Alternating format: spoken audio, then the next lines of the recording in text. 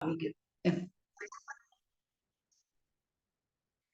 તો હવે જ્યારે આ અનંતાનુબંધી ચોપડી ખતમ થઈ ગઈ, આપણે સમ્યક્ત્વ પ્રાપ્ત કરી લીધું અને વ્યવહાર દૃષ્ટિથી આપણે જે આ અરહંતો મહાદેવો જાવત જીવમ સુસાવનો ગુરુનો જીન પન્નતમ તત્તમ યે સમત્તમ મહેગેયમ આ ગ્રહણ કરી લીધું.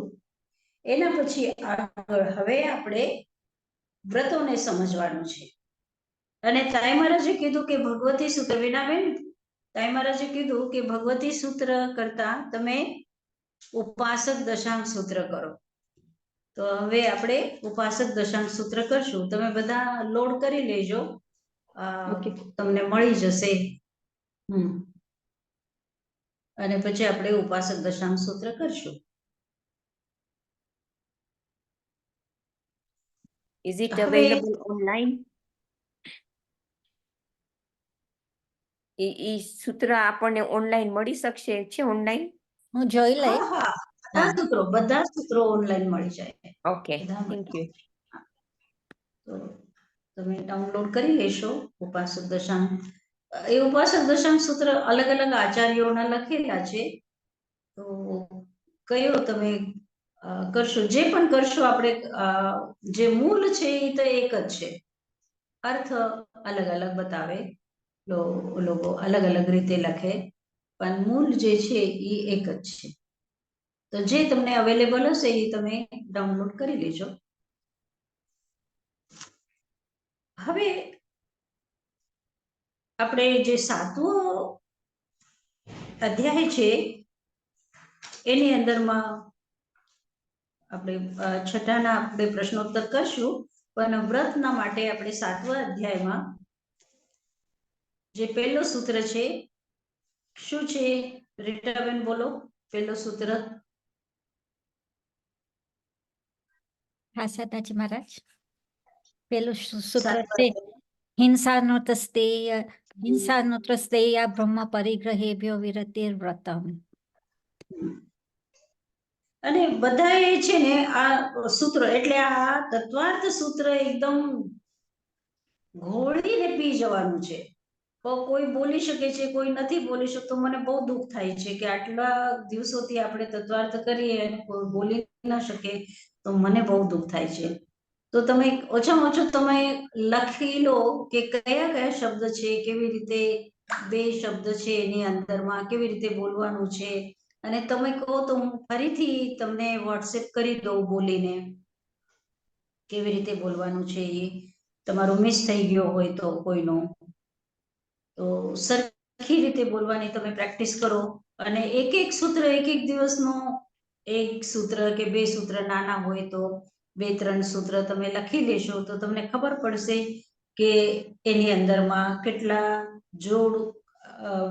જોડાક્ષર છે, એની અંદરમાં શું છે, કેવી રીતે એ બોલવાનું છે. તો તમે થોડો પ્રયત્ન કરો. ઠીક છે? હા, તો પહેલું સૂત્ર છે આ 7મા અધ્યાયનું, હિંસા નૃતસ્તેયા બ્રહ્મ પરિગ્રહેભ્યો વિરતિર્વ્રતમ. વ્રત કોને કહેવાય? તો કે છે કે હિંસાથી વિરત થવું. અનૃત એટલે અસત્ય, જૂઠ. અસત્યથી વિરત થવું. સ્તેય એટલે ચોરી, ચોરીથી વિરત થવું. અબ્રહ્મ એટલે કુશીલથી વિરત થવું. અને પરિગ્રહથી વિરત થવું. એટલે વિરત થવું એનો મતલબ શું છે? એનાથી અલગ થઈ જવું. હિંસાથી અલગ થઈ જવું એટલે અહિંસાને ગ્રહણ કરવું. અનૃતથી અલગ થઈને અને સત્યને ગ્રહણ કરવું. અસ્તેય એટલે ચોરીથી અલગ થઈને અસ્તેયને એટલે અચૌર્યને ગ્રહણ કરવું. અબ્રહ્મથી વિરત થઈને અને બ્રહ્મચર્યમાં રત થવું. પરિગ્રહથી વિરત થઈને અને અપરિગ્રહમાં આપણે પ્રવૃત્તિ કરવી. એ છે વ્રતમ, એને વ્રત કહેવાય. સાધનાજી એટલે મહારાજ, સાધનાજી મહારાજ, આ 5 પાપ છે તો પછી કેમ એ લોકોએ 18 પાપ આપ્યા? 5 જ પાપ ના આપ્યા?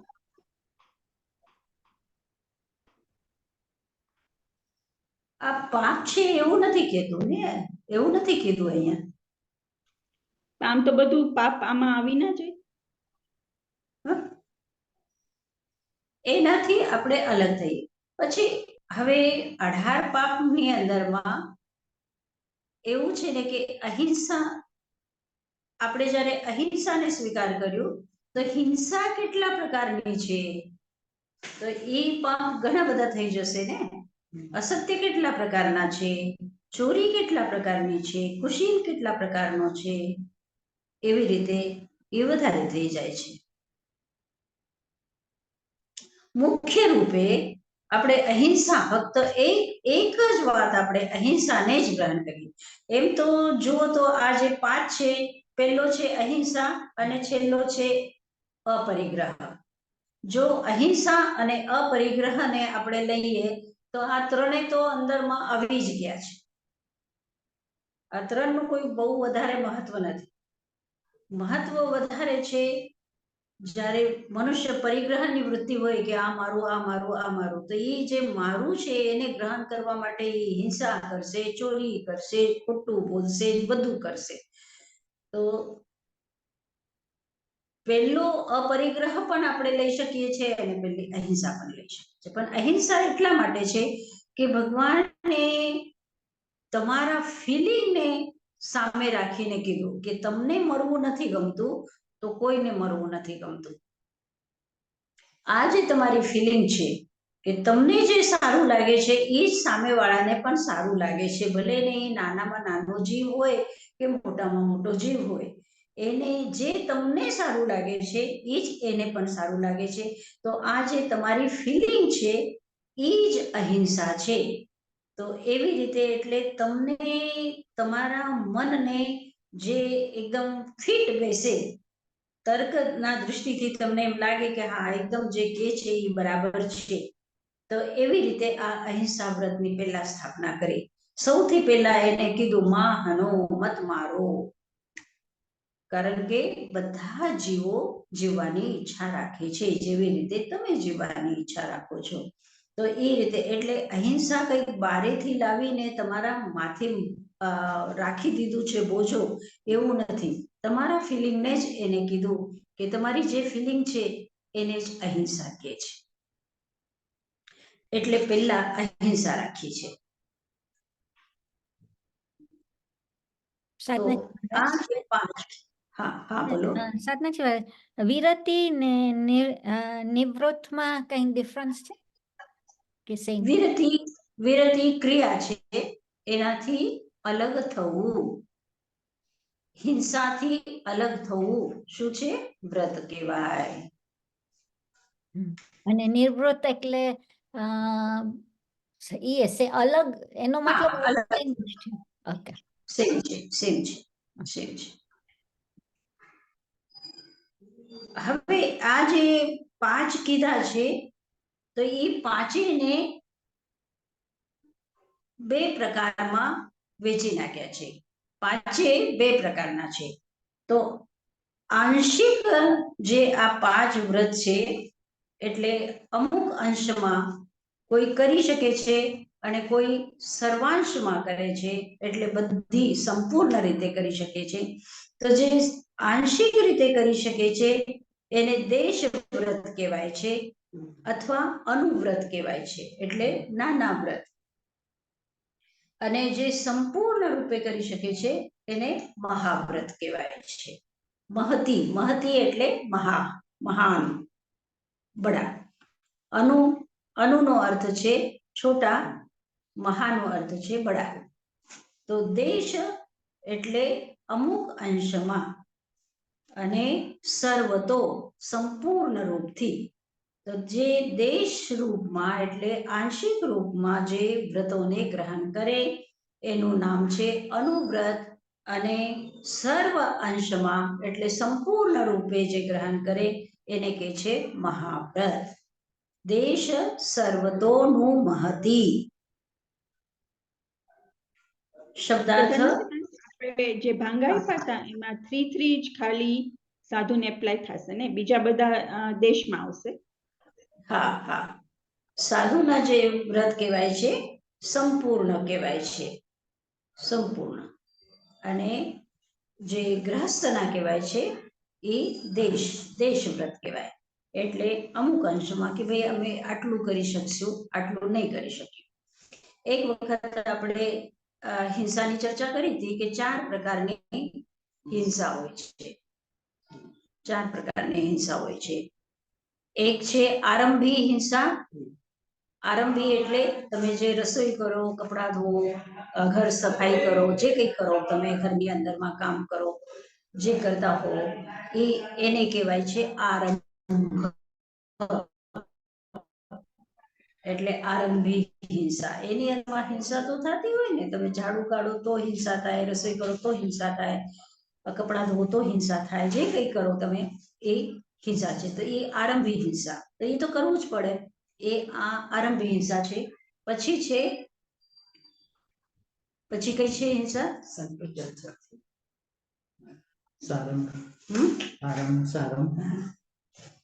હા, સંકલ્પી હિંસા તો જે સંકલ્પ પૂર્વક હિંસા કે હું મારું છું એમ વિચારીને મારવાનું, એ સંકલ્પી હિંસા તો શ્રાવક પણ ના કરી શકે અને સાધુ પણ ના કરી શકે. અને જે વ્યાપાર ધંધો કરે છે કે બિઝનેસ કરતા હોય અથવા ફેક્ટરી ચલાવતા હોય કે કંઈ પણ કરતા હોય તો એ પણ એક હિંસા છે. અને એક વિરોધી હિંસા છે. તો વિરોધી હિંસામાં કે તમને તમારા ઘરમાં કોઈ આવી જાય અચાનક, કોઈ એવો માણસ કે જે બધાને મારવા માટે આવી ગયો છે, ત્યારે તમે એનો વિરોધ કરી શકો છો. અને એના વિરોધમાં તમે ભલે પેલા સમજાવવાની કોશિશ કરો, એને ડરાવવાની કોશિશ કરો, ધમકાવવાની, ભગાવવાની કોશિશ કરો, અને એ બધું ન થાય તો તમે એને મારી પણ શકો છો. આ શ્રાવક વિરોધી હિંસા કહેવાય. તો આ જે 3 પ્રકારની હિંસા છે એ શ્રાવક કરી શકે છે, પણ સંકલ્પી હિંસા શ્રાવક પણ ન કરી શકે. અને સાધુ તો આ 4 પ્રકારની હિંસા ન કરે. આરંભી પણ નહીં, અને ઉદ્યોગી પણ નહીં, વિરોધી પણ નહીં, અને સંકલ્પી પણ નહીં. કોઈ પણ હિંસા, 4 પ્રકારની હિંસા ન કરી શકે. તો એને કહેવાય છે સંપૂર્ણ અહિંસા. સંપૂર્ણ અહિંસા.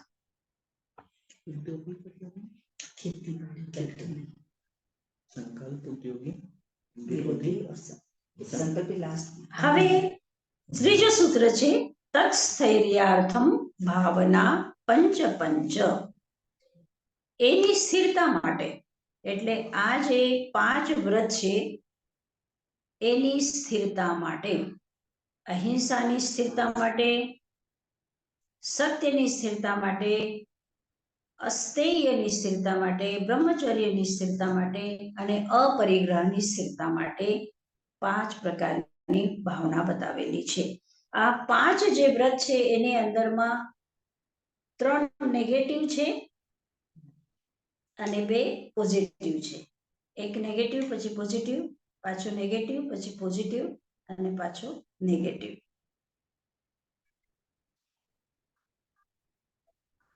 કૈમરજ કહે છે કે કેમ આ નેગેટિવ છે, કેમ બધા પોઝિટિવ નથી, અથવા બધા કેમ નેગેટિવ નથી? તમે કંઈ કહી શકો છો વીણાબેન? વ્યવહારમાં વધારે નેગેટિવમાંથી નીકળવા માટે પોઝિટિવમાં જવું પડે. સો હિંસા વધારે વ્યવહારમાં, અસ્થેય વધારે વ્યવહારમાં, અને પરિગ્રહ વધારે સ્થેય અને પરિગ્રહ વધારે વ્યવહારમાં. એટલે એ નેગેટિવ છે. So you go into positive. So ahimsa, asteya અને અપરિગ્રહ. પણ જે સત્ય ને બ્રહ્મ છે એ પોતાના આત્મા સાથે રિલેટેડ છે, એટલે એની મેથેથી પોઝિટિવ જ રહેવાય. આમ બોલવામાં નશે, પણ રિયલ એસન્સ જે આત્માનું છે એ સત્ય ને બ્રહ્મ છે. એટલે સદનજમાં રસીલાબેન તમે શું કહો છો?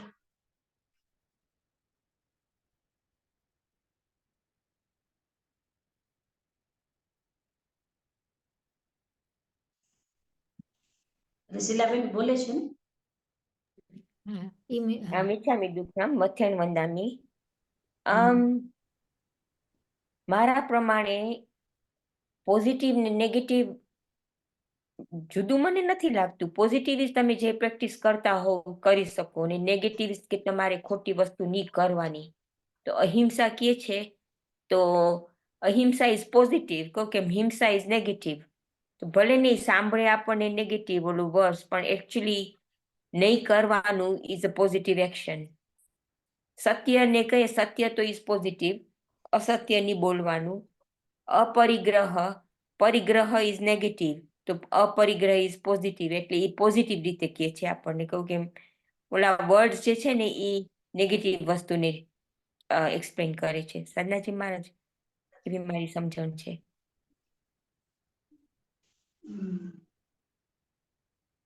કીર્તિબેન? મથ્યાન્ વંદામિ. હા, જેમ બીનાએ કીધું એમ કે સત્ય અને બ્રહ્મચર્ય તો આત્માનું જ આપણું ગુણ જ છે. સત બોલવું ને એ આત્માનો જ ગુણ છે.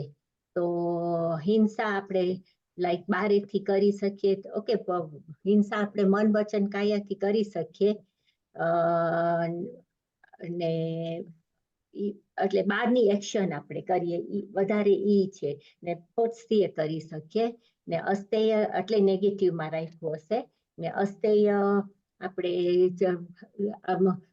બીકોઝ બહુ સૂક્ષ્મ રીતે આપણે ચોરી આમ કરી હોય વોટેવર, તો આપણે એ બહારની એક્શન કર્યું હોય કે થોટ્સથી કર્યું હોય તો એ અસ્તેય એટલે નેગેટિવમાં નાખ્યું. ને પરિગ્રહ તો આપણે મૂર્છા પરિગ્રહ, આપણે પરિગ્રહ તો ગ્રહણ કર્યા જ રાખીએ છીએ. એટલે ઈ બધું એટલે નેગેટિવમાં રાખ્યું હશે. પણ ઓલું સત્ય અને બ્રહ્મચર્ય બીકોઝ આત્માના ગુણ છે. રીટાબેન? સાધનાજી મહારાજ સિમિલર છે કે જે બ્રહ્મચાર્ય ને સત્ય છે એ આત્મા રિલેટેડ છે, ને ઓલું વ્યવહાર પોઈન્ટ ઓફ વ્યૂ છે. અહિંસા, અસ્તેય ને બ્રહ્મચર્ય ને અપરિગ્રહ. હા, નિશ્ચિત રૂપથી બહુ સરસ તમે બધાએ લગભગ એવું કીધું છે. અહિંસા જીવોથી એટલે બીજા સાથે સંબંધિત છે. અહિંસા બીજા જીવો સાથે સંબંધિત છે. આપણી ક્રિયા બીજા જીવોને તકલીફ ન આપે તો એ બારે છે. આમ તો ભલે ને અહિંસા આત્માનો ગુણ છે, ક્ષમા આત્માનો ગુણ છે, પ્રેમ આત્માનો ગુણ છે, એવી રીતે આપણે કહીએ, પણ આ રિલેટેડ છે બીજા સાથે. હિંસા ન કરવી એટલે બીજા જીવને તકલીફ ન આપવી. બીજાનું અસ્તિત્વ એની અંદરમાં છે. બીજો હશે તો આપણી અહિંસા થાય, હે ને? એના માટે બહારના બીજા જીવને જરૂરત છે. સત્ય જે છે એ સત્ય બોલવા માટે પણ આમ તો બહારની આવશ્યકતા છે, પણ સત્ય વાસ્તવમાં સત્ય આમ જુઓ તો સત્ય શું છે? સત્ય જેવું આ ભાષામાં કોઈ એવી વસ્તુ જ નથી. કારણ કે આપણી બધી માન્યતા છે. આ ચોપડીને આપણે કીધું છે કે આને ચોપડી કહેવાનું. આપણે 100,000 માણસોએ મળીને એને ચોપડી આ નામ આપ્યું છે. પણ એ કઈ સત્ય છે એવું નથી. 1 લાખ વર્ષ, 1 કરોડ વર્ષ પછી લોકો આ ચોપડીને બીજું કંઈક કહેશે, બીજું જ નામ આપશે, તો એ બીજું થઈ જશે. એટલે આ જે કંઈ આપણે શબ્દો બોલીએ છીએ એનાથી કોઈ રિલેટેડ સત્ય અસત્ય નથી. સત્ય એટલે આત્માનું અસ્તિત્વ જે છે એ સત્ય છે. જે પરમાણુનો અસ્તિત્વ છે એ સત્ય છે. જે દ્રવ્યનો અસ્તિત્વ છે એ સત્ય છે. તો એ સત્ય કોઈના સાથે રિલેટેડ નથી કે તમે સત્ય બોલો કે એટલે એ પોઝિટિવ છે. સત્ય પોઝિટિવ છે. પછી ચોરી પણ રિલેટેડ છે બીજાની વસ્તુ છે એ તમારે નથી લેવાની. એમાં પણ બીજો વ્યક્તિ આવશ્યક છે ચોરીમાં. એટલે ત્યાં નેગેટિવિટી છે. અને બ્રહ્મચર્ય જે છે એ પોતાના આત્મામાં રમણ કરવું એ છે બ્રહ્મચર્ય. અબ્રહ્મ તો રિલેટેડ છે બીજા સાથે, બીજી વસ્તુ તમને જોઈએ, બીજી વ્યક્તિ તમને જોઈએ તો અબ્રહ્મ થાય. પણ બ્રહ્મચર્ય જે છે એ પોતાના અંદરમાં રમણ કરવું એ બ્રહ્મચર્ય છે, એટલે એ પોઝિટિવ છે. અને અપરિગ્રહ એ તો દેખીતું છે કે બધી વસ્તુ જે છે એ વસ્તુથી રિલેટેડ છે, એટલે નેગેટિવ છે. ઠીક છે.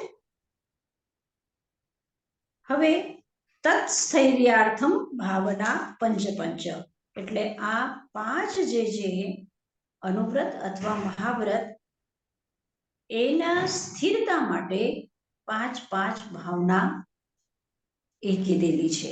એટલે એ ભાવના તમે અંદરથી ભાવો, એટલે એનું ધ્યાન કરો તો તમારા આ જે 5 વ્રત અથવા મહાવ્રત છે એ સ્થિર રહી શકે. અને એના માટે જે બીજી સામાન્ય ભાવનાઓ છે એને કીધું કે ભાઈ હિંસાદિશ વિહામૂત્ર ચાપાયા વદ્ય દર્શનમ દુઃખમેવ વા. 2 સૂત્ર છે. હિંસા આદિ આની અંદરમાં શું જોવાનું છે તમારે? ઈહ અને અમૂત્ર. ઈહ એટલે આ લોકમાં અને અમૂત્ર એટલે પરલોકમાં, 2 જગ્યા ઉપર શું છે? અપાય. અપાય એટલે ખરાબ. તમે હિંસા કરશો તો તમને ખરાબ પરિણામ મળશે. આ ભાવમાં પણ મળશે અને અગલા ભાવમાં પણ મળશે. અને અવદ્ય દર્શનમ. અવદ્ય એટલે દોષ. હિંસામાં દોષ છે. હિંસા તમે કરો તો તમને પણ પોતાને પણ સારું ન લાગે અને સમાજને પણ સારું ન લાગે. તો હિંસા આમાં દોષ જોવાનું અને એની અંદરમાં ખરાબ જોવાનું. આ તમે જ્યારે આવી ભાવના રાખશો તો તમે હિંસા નહીં કરો. દુઃખમેવ વા. આ હિંસાથી દુઃખ જ થવાનું છે એવું તમે વિચાર કરશો તો તમે હિંસા આદિ દોષ નો સેવન નહીં કરી શકો. પછી આ સૂત્ર બહુ સરસ છે, 6. મૈત્રી પ્રમોદ કારુણ્ય માધ્યસ્થ્યાની સત્વગુણાધિક ક્લિશ્યમાણા વિનેયેષુ. મૈત્રી આ 4 ભાવના છે. તમે ચિત્રભાનુની કવિતા તો ઘણી વખત સાંભળી હશે. મૈત્રી ભાવનો પવિત્ર ચરણો મુજ હૈયામાં વયા કરે. એમાં પણ 4 ભાવનાની જે વ્યાખ્યા કરેલી છે. મૈત્રી, પ્રમોદ, કરુણા અને માધ્યસ્થ ભાવ. કોના પ્રતિ? સત્વ. સત્વ એટલે બધા જીવ, સંસારના જેટલા પણ જીવો છે એના સાથે શું કરવાની છે? મૈત્રી. પછી પ્રમોદ. કોના સાથે? ગુણાધિક. તમારાથી અધિક ગુણવાન જે વ્યક્તિ છે એના પ્રતિ તમારી પ્રમોદ ભાવના. અને કારુણ્ય એટલે ક્લિશ્યમાના વિનેયેષુ. ક્લિશ્ય જે કષ્ટ પામે છે, દુઃખી છે, તકલીફમાં છે, પીડાતા હોય એવા માણસોને તમારે શું કરવાની છે? એવા માણસો પ્રતિ તમારે કરુણા લાવવાની છે. અને પછી જે તમારાથી વિપરીત ચાલતો હોય, તમને હંમેશા ખોટું જ કહેતો હોય, તમને સારું એ ન બોલે, તમારી પ્રશંસા ન કરે, તમારી નિંદા જ હંમેશા કરતો હોય એવો જે વ્યક્તિ છે એના પ્રતિ તમારે શું કરવાનું છે? માધ્યસ્થ ભાવ રાખવાનો છે કે જે એ કરે એના કર્મ છે, મારે એના સાથે કઈ લેવા દેવા નથી. એ રીતે તમારે માધ્યસ્થ ભાવ રાખવાનો છે, જેથી તમે રાગ દ્વેષ ન કરી શકો અને તમારા કર્મ ન બંધાય. તો આ 4 ભાવના છે: મૈત્રી ભાવના, પ્રમોદ ભાવના, કરુણા ભાવના અને માધ્યસ્થ ભાવના. આ જે 4 ભાવના છે એની અંદરમાં આ જે 12 ભાવના છે એનો પણ સમાવેશ થઈ જાય છે. આ 4 ભાવના જે છે એ મુખ્ય ભાવના છે સંપૂર્ણ જીવો પ્રતિ મૈત્રીનો ભાવ, પ્રમોદનો ભાવ, જે આપણાથી ભલે ને એ ગ્રહસ્થ હોય કે સાધુ હોય કે બહુ વિદ્વાન હોય અથવા કોઈ પણ એકાદ વ્યક્તિ એવો પણ હોય કે એને આ વિદ્વાન ન હોય, કંઈ ન હોય, પણ એને આપણા કરતા વધારે એના પાસે સ્કિલ હોય, તો એનો પણ આપણે શું કરવાનું? વિનય કરવાનો, એના પ્રતિ પ્રમોદ ભાવ રાખવાનો, એનાથી ઈર્ષા નહીં કરવાની. અને કરુણા ભાવ, જે પણ કષ્ટમાં પીડાતા હોય, આપણો પરિવારનો હોય, આપણો પડોશી હોય અથવા કોઈ પણ વ્યક્તિ હોય, એના પ્રત્યે આપણે કરુણા ભાવ રાખવાના. અને જે પણ આપણો વિરોધી માણસ હશે એના પ્રત્યે માધ્યસ્થ ભાવ રાખવું. બહુ કઠિન છે, બહુ કઠિન છે. સામેથી એ તમને તકલીફ જ આપતો હોય અને તમે સમત્વ ભાવમાં રહો, મુશ્કેલ તો છે, પણ તોય આપણે એ ભાવના કરવાની. એનાથી શું થાય? આ આપણા જે વ્રત છે એ સ્થિર રહે. વ્રત તો લઈ લઈએ, પણ આ ભાવના આપણે ન કરીએ તો પછી એ વ્રતોનો કોઈ મતલબ નથી. તો આજે આપણે આટલું રાખીએ, ઠીક છે? હવે આપણા પ્રશ્ન. સાનાજી મહારાજ, જે આ છે પ્રમોદ ભાવના જે છે, આમ આપણે જોઈએ તો બધા આગળ કાંઈક તો ગુણ હોય જ, આપણે જોઈ ના શકીએ. હા. તો કેમ એમ જ કીધું છે જે ગુણ જેના આગળ સારું જે કરે છે, જે ગુણી છે, એમને અપ્રિશિએટ કરો, પણ એમ જ ના કીધું કે બધાને અપ્રિશિએટ કરો? કેમ સ્પેસિફિકલી એમ જ કીધું કે તો બધા સાથે મૈત્રી ભાવ રાખો, તમે બધા સાથે મૈત્રી ભાવ રાખો. એ તો કહી જ દીધું છે કે બધા સાથે મૈત્રી ભાવ રાખવાનું છે, પણ એપ્રિશિએટ કરવું પણ બહુ મુશ્કેલ થાય, બહુ મુશ્કેલ થાય. તમારો છોકરો પહેલા નંબરે પાસ ન થયો હોય અને તમારા પડોશીનો છોકરો પહેલા નંબરે પાસ થયો હોય તો તમને ઈર્ષા થાય, તમને ઈર્ષા થાય. તમે જે કામ કરો છો એ જ બીજો પણ કામ કરતો હોય ને એને બહુ એપ્રિસિએશન મળે અને તમને ન મળે, તો એના પ્રત્યે ભલે તમે ન દેખાડો પણ તમને અંદરથી ઈર્ષા થાય કે કેમ એ એટલું ચડિયાતું થઈ ગયો ને મને કાંઈ નહીં. તો ઈર્ષા થઈ જાય. એટલે આ બહુ મુશ્કેલ છે, બહુ મુશ્કેલ છે કે આપણાથી અધિક ગુણવાળાને આપણે પ્રમોદ ભાવ રાખવું. આ પણ બહુ મુશ્કેલ છે. જેટલું મુશ્કેલ છે આપણને લાગે છે કે જે વિરોધી છે એના પ્રત્યે માધ્યસ્થ ભાવ રાખવું, એટલો જ મુશ્કેલ છે ગુણાધિક જે વ્યક્તિ છે એની પ્રશંસા આપણે ન કરી શકીએ. આપણે કોઈને ગલતી તો આપણે બોલીએ, ભલે ને 25 વર્ષથી આપણા સાથે કોઈ રહેતો હોય અને એના માટે કોઈ કહી દે આવીને કે ભાઈ આ તો વ્યક્તિ એવો છે, તો આપણે તરત જ એના ઉપર વિશ્વાસ કરી લઈએ. પણ કોઈ સારું કે તો ઠીક છે, આપણે સાંભળી લઈએ, પણ કોઈની ગલતી કોઈ કહી દે તો આપણે વિશ્વાસ કરી લઈએ છીએ કે આ એ બહુ ખરાબ છે, તો આપણે વિશ્વાસ કરી લઈએ. એ સારું છે તો ઠીક છે, એવી રીતે. પણ સારું છે તો એની પ્રશંસા આપણે કરી શકીએ, એ બહુ મોટી વાત છે, એ બહુ મોટી વાત છે. અને એક પ્રશ્ન તો સાતનાથ મહારાજ, આપણે જયારે સત્વેશુ મૈત્રીનું પેલું આપણે કરીએ તો એમાં આખી છે સત્વેશુ મૈત્રીમ ગુણેશુ પ્રમોદમ, પછી ક્લિષ્ટેશુ જીવેશુ કૃપા પરત્વમ, ઈને અનુકંપા, ઈને કરુણા સેમ જ છે ને? ક્લિષ્ટેશુ જીવેશુ કૃપા પરત્વમ, એ સેમ જ થયું. ઓકે. સનજમાં આ ગુણ અધિક, પણ આપણે ગુણ તો બહારનું દેખાય છે, અંદરનું તો કઈ ખબર ના પડે. ભાવ તો કેવી રીતના એપ્રિશિએટ કરવું? કારણ કે એક તો ઇમ્પોર્ટન્ટ છે કે ભાવે સારો હોવો જોઈએ with what ever they are doing. For example donate કરે અને પછી અંદરથી નામ જોતું હોય તો ઈ બી કેવી રીતના આપણે એપ્રિશિએટ કરે એમને? એની જે વ્યક્તિ નામ જોતું હોય તો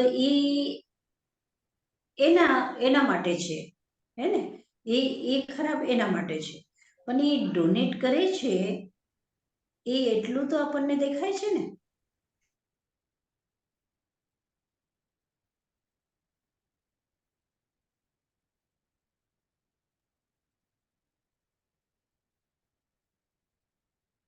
આપણને દેખાય છે ને કે એને આટલું ડોનેટ કર્યું છે અને એ કરી શકે છે, તો આપણને જે દેખાય છે ગુણ એ આપણે એને એપ્રિશિએટ કરવા. એવા દુર્ગુણ ભાવ નહીં જોવાના, દેખાય છે. સદગુણ જોવાના.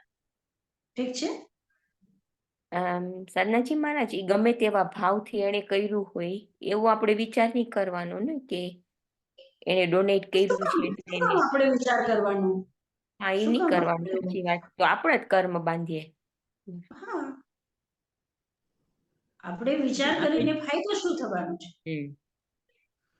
અને અમારી તો વાત ઘણી ફેર એવી હોય કે ઈ જો ડોનેટ કરે છે પણ પાછળથી તો જો, એટલે આપણું આમ બહુ કોમ્પ્લિકેટેડ છે આ, ખબર નહીં. એપ્રિશિએટ કરવું જોઈએ પણ પછી આપણને એનો ઓલો ભાવ બી દેખાઈ જાય સાથે, એટલે ખરાબ છે બધું. એના પ્રત્યેક વ્યક્તિના ભાવ પ્રત્યેક વ્યક્તિના કર્મબંધના સાથે જોડાયેલા છે, પણ આપણે કર્મબંધ નથી કરવા. કોઈએ ડોનેશન આપ્યું, એને ભાવના રાખી કે મારું નામ હોવું જોઈએ, તો એના કર્મબંધ બંધાય છે. આપણે એ જોઈને આપણે શું કામ એના માટે કર્મ બાંધીએ કે આ વ્યક્તિ એવો છે કે નામ માટે કરે છે, એવું કરીને આપણે આપણા કર્મ બાંધીએ છીએ.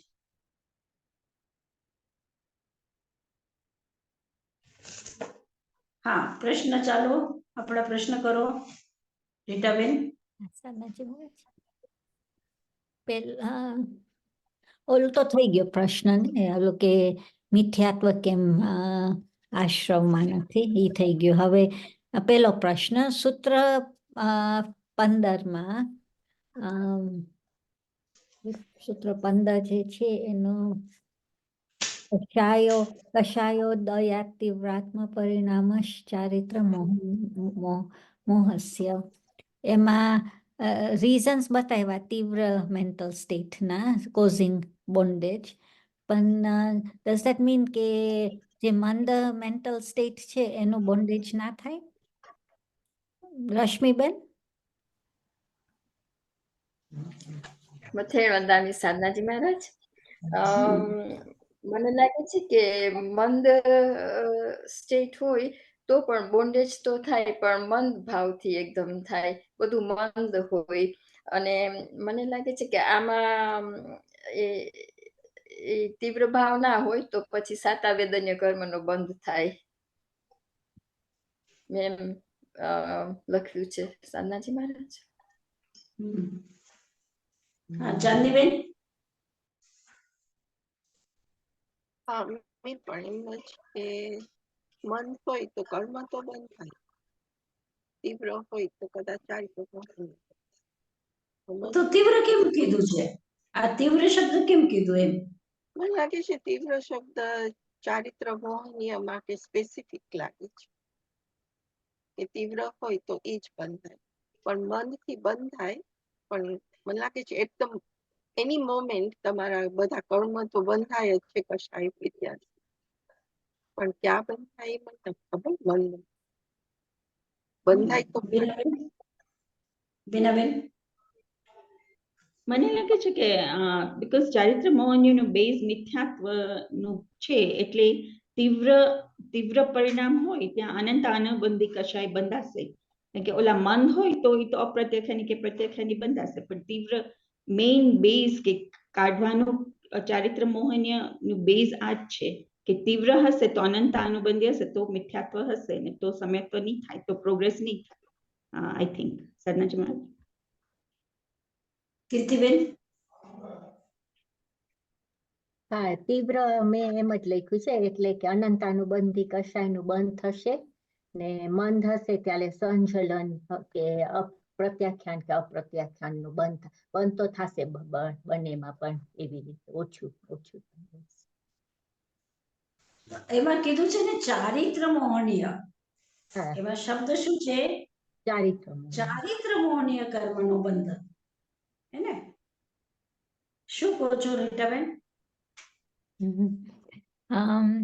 હા, એકચ્યુઅલી મેં એમ વિચાર કર્યો સાધનાજી મહારાજ, પેલા ઓલું સૂત્ર આવી ગયું કે તીવ્ર મંદ જ્ઞાતા જ્ઞાત ભાવ વિર્યાધિકરણ વિશેષેસ તદ્વિશેષ, તો એમાં મંદ આવી ગયું, તો મંદ ભાવનો એ આશ્રવ તો થાય જ છે, પછી બંધન બી થાય.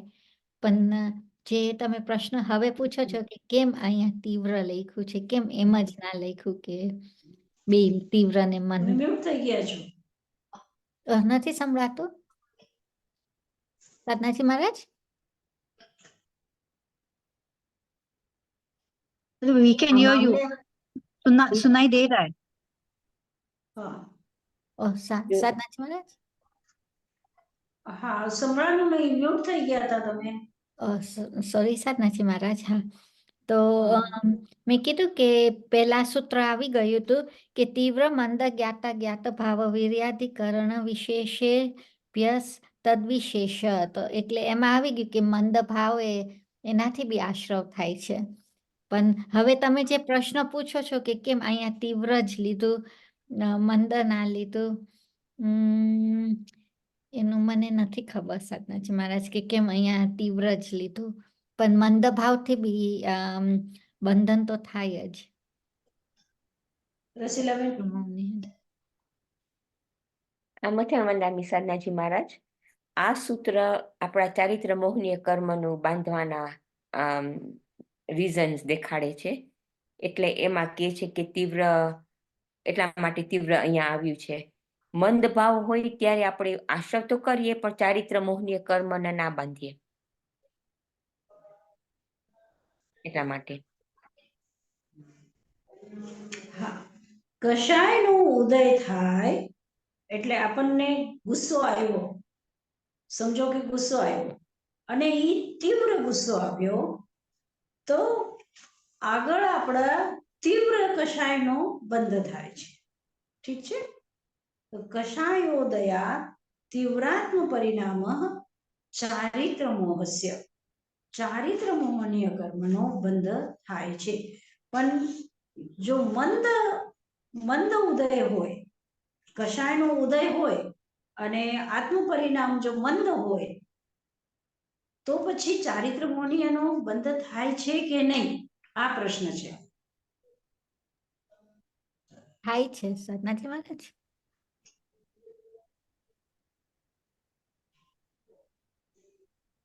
તો શપશમ થશે તો કદાચ નહીં થાય, કારણ કે ઓલું મંદ તો ઉપશમ થઈ જશે, કાં શય થઈ જશે, એમ થશે.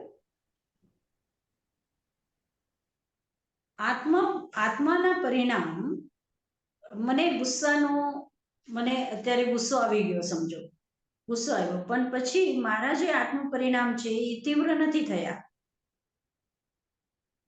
મારા આત્મ પરિણામ તીવ્ર નથી થયા. ઉદયમાં તો આવ્યું, તમે મને કંઈક કહી દીધું કે સાધનાજી આવું કેમ કરો છો, તમે આવા પ્રશ્ન શું કરો છો, અને મને ગુસ્સો આવ્યો, પણ મને તીવ્ર આત્મ પરિણામ નથી થયા. મેં એને શું કરી દીધું, મંદમાં અને ઉપશમાવી દીધું. તો પછી કશાય આજે ચારિત્ર મોહનીય કર્મનો જે બંધ થવાનો હતો એ ન થયું, ઉપશમાવી દીધું ને. મંદ કર્યું એટલે શું કર્યું, ઉપશમાવી દીધું. આવી ગયું. તો પછી તો પછી આગળ જે સાયકલ જે ચાલે છે, ગુસ્સો આવે છે, પછી આપણે ગુસ્સો કરીએ છીએ, અને પછી શું થાય છે, એનું બંધ થાય છે. તો આ એક વિશેષ સર્કલ છે. તો એ સર્કલને આપણે જો ઉપશમ કરીએ તો શું થઈ જાય, એ તૂટી ગયું, એ સર્કલ તૂટી ગયું. આપણે ઉપશમ કરી લીધું તો એ સર્કલ તૂટી ગયું. તો ચારિત્ર મોહનીય કર્મનું બંધન ન થાય. પણ સાધનાજી મહારાજ, બરાબર. તો કેમ આપણે હા. આમાં પેલા એવું લખ્યું કે મંદ ભાવ હશે તો બી આશ્રવ તો થાય ને, તો આશ્રવ હોય એટલે બંધન બી થાય. એ તો ઉપશમ છે. ઉપશમ ઉપશમ એ ડિફરન્ટ. તો જો રીટાબેન, હર ક્ષણ આપણે સૂતા હોઈએ ત્યારે પણ સાથે કર્મનું બંધ થાય છે. હે ને? આપણે બેઠા હોઈએ, આપણે પૂજા કરતા હોઈએ, આપણે સ્વાધ્યાય કરતા હોઈએ ત્યારે પણ સાથે કર્મનું બંધ થાય છે. એ તો છે જ. તીવ્ર મંદ બે બધા બંધ થતા જ હોય છે, થતા જ હોય છે. પણ આ એક વિશેષ રૂપથી અહીંયા જે કીધું છે કે જે ચારિત્ર મોહનીય કર્મનું બંધ થાય છે, તો એ ચારિત્ર મોહનીય માટે આ પ્રશ્ન છે આપણો કે આ ચારિત્ર મોહનીયનો જે વિશેષ સર્કલ ચાલે છે એની અંદરમાં જો આપણે તીવ્ર ભાવ, તીવ્ર આત્મ પરિણામ થાય, ઉદયમાં આવ્યા પછી આપણે એને તીવ્ર કરીએ, તીવ્ર આત્મ પરિણામ આપણા થઈ જાય, તો આ ચારિત્ર મોહનીય કર્મ ફરીથી બંધાય અને ફરીથી આ ચક્ર ચાલે છે. અને જો આપણે એને ઉપશમાવી દઈએ તો મંદ તો થવાના જ છે, એ તો થયા જ કરે છે, એ તો થયા જ કરે છે, બંધ તો થાય જ છે. જ્યાં સુધી સંવર અને નિર્જરા નથી થતી, શુદ્ધ ભાવ નથી આવતા, ત્યાં સુધી તો સંવર નિર્જરા થતી જ નથી. કર્મ તો બંધાવાના જ છે.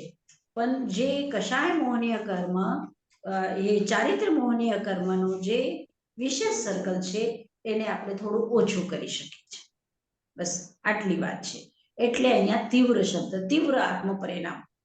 ગુસ્સો આવ્યા પછી, મને ગુસ્સો આવી ગયો, હવે ગુસ્સો આવ્યા પછી તમે શું કરી શકો છો? અહીંયા જે કહેવા માંગે છે કે તમે ઉપશમાવી શકો છો, તમે એને ઓછું કરી શકો છો. તમારા તીવ્ર આત્મ પરિણામ ન હોય તો તમે આને વધારે, સર્કલને વધારે તમે તીવ્રતા ન આપી શકો, ગતિ ન આપી શકો. તમે એને થોડું સ્ટોપ કરી શકો છો, એ કહેવા માંગે છે. તો સાધનાજી મહારાજ, એનો મતલબ એવું છે જ્યારે તીવ્ર પરિણામ આવે તો તો ઉપશમ કરવાનું ઓલમોસ્ટ ઇમ્પોસિબલ છે.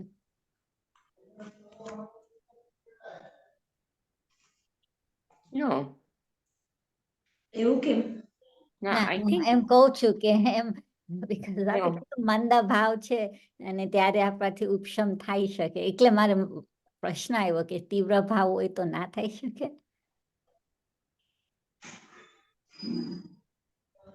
I think it's saying કે તીવ્ર ભાવ આવે ત્યારે પુરુષાર્થ કરીને ઉપશમ કરી લેવાનું. That's what it's trying to say. આપણે કઈ જ્યારે માંગતું તીવ્ર ભાવ તેમ. આવે, તમે Yeah. તીવ્ર ભાવ આવે કેવી રીતના ઉપશમ કરો? સમ્યક ના અંદરથી હોય તો આપણે શું કરવું? જાગૃતિ હશે, અંદરથી આપણી જાગૃતિ હશે તો એ સમયમાં આપણે કંટ્રોલ કરી શકીએ. અને સાધનાજી, બસ જાગૃત રહેવાનું છે. હા, અને તીવ્ર ભાવ એટલે એવું જ નહીં અનંતાનુબંધી. તીવ્ર તો ઇવન પ્રત્યાખ્યાનમાં તીવ્ર ભાવ તો થાય ને, કોક ફેરે એકદમ ગુસ્સા. તીવ્રનો મતલબ શું થયો? તીવ્ર એટલે એકદમ આમ ગુસ્સો આવી જાય, destroy કરે. વેરિએશન છે, તીવ્રતામાં વેરિએશન હા. છે, મંદતામાં પણ વેરિએશન છે, હા. ઘણા બધા વેરિએશન છે. હવે તમે કેટલું તીવ્ર કરો છો એ તમારા ઉપર આધારિત છે, અને કેટલું મંદ કરી શકો છો એ તમારા ઉપર આધારિત છે. તો સાધનાજીમાં મન હોય તો બંધ જ ના થાય, તો પછી અપ્રત્યાખ્યાની ને પ્રત્યાખ્યાની ને સંજ્વલન કેવી રીતના? એ બંધ થાય કે નહીં? થાય જ છે ને, થાય જ છે, થાય જ છે. તો એ તીવ્રમાં થાય બંધ છે. થાય કે મંદમાં બંધ થાય? ફક્ત મારું અહીંયા એટલું કહેવાનું છે, મારો દૃષ્ટિકોણ એટલું છે કે એ તીવ્ર આત્મ પરિણામ છે, એને આપણે મંદ આત્મ પરિણામ કરવા માટે આ સૂત્ર એમ કે છે કે ભાઈ તમે એને ઉપશમાવી શકો છો. તીવ્ર આત્મ પરિણામ તમે ન કરો તો પછી તમારો ચારિત્ર મોહનીય કર્મનો બંધ ન થાય, એવું એ કહેવા માંગે છે. અર્થાત અર્થ આપણે કાઢી શકીએ છીએ, ન કાઢવું હોય તો ન કાઢી લે, કઈ વાંધો નહીં. Is a question. શીતલબેન નો પ્રશ્ન છે. હા, હા, શીતલ બોલો. मथिन वंदा में मायसा, मेरे पिछले क्लासेस में अटेंड नहीं कर पाई, तो मुझे एक थोड़ा डाउट था, क्लियर करवाना था कि चारित्र्य मोहनीय कर्म में सिर्फ गुस्सा आएगा या उसका और भी ये रहेंगे नहीं, ऑप्शंस? हमने तो गुस्से गुस्से को तो उदाहरण के तौर पर लिया है। उसके अच्छा, अंदर अभिमान भी है, माया भी है, लोभ भी है, सब कुछ है, सब कुछ है। यानी ये सारे स्तरों पे कैसे हम उससे बच सके, या वो उपशम यानी स्टॉप या नलिफाई करने, उसका ये अर्थ होगा? उपशम का अर्थ ये नहीं है कि दबाना, सप्रेस करना, इतना ही अर्थ नहीं है। हाँ, उसका अर्थ है उसे मतलब फलीभूत नहीं होने देना, उसको सफल नहीं होने देना, प्रवृत्त नहीं होना ज्यादा। उसको सफल नहीं होने देना। यानी बराबर। वो आ रहा है तो उसको कह देना कि भाई नहीं, अभी तेरी जरूरत नहीं है, तू रुक जा, है ना। वो जागरूकता से और वो संस्कार बनने से होगा, समझने से, जागरूकता से और वो संस्कार की अभी, जागरूकता चाहिए कि मैं जो कर रहा हूँ क्या कर रहा हूँ। क्योंकि उस सामने समय वाला में व्यक्ति, हाँ, उस क्रोध को हम अलग रख करके हम अगर उसका साक्षी बन जाए तो वो चला जाएगा। क्योंकि प्रत्यक्ष जीवन में ऐसे जब प्रसंग होते हैं, सामने वाला उकसाने की पूरी कोशिश करते हैं, और हम अगर थोड़ा उसे जागरूकता पूर्वक उसे हैंडल करें और वो उपशम लगाकर या जागरूकता पूर्वक उसे ये भाव से देखे, तटस्थ भाव से, तो शायद वो टल जाए, जैसे आप कहते हैं। बिल्कुल। समाधान। हाँ, बीजो प्रश्न। હા સર નચમાં સૂત્ર 23 માં પુણ્ય આશ્રવ બતાવ્યા છે. તમે બીજા પુણ્ય આશ્રવ નો વિચાર કરી શકો જે આમાં ઇન્ક્લુડેડ હોઈ શકે?